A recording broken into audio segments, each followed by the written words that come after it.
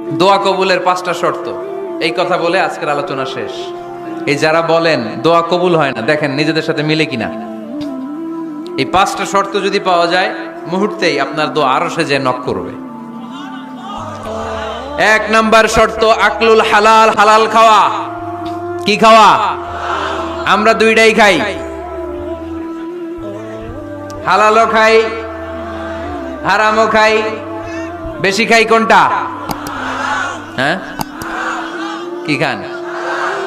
আমি কই নাই কিছু, আপনারাই কইছেন। নিজের উত্তরে নিজে ধরা না।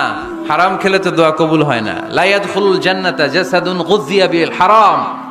ওই দেহ কখনো জান্নাতে যায় না যে দেহ হারাম খেয়ে বর্ধিত হয়েছে। কেন দোয়া কবুল হয় না? মিলিয়ে নেন নিজের জীবনের সাথে, জাস্ট একটু মিলিয়ে নেন।